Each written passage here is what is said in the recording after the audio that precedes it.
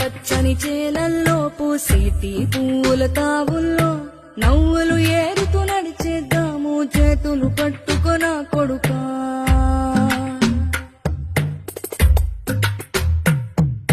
కడుపున నిన్ను దాచుకుని నీడల్లే నిన్ను అంటుకుని కలిసే ఉంటా ఎప్పటికీ నీ చేతిని వదలను నా కొడుకా.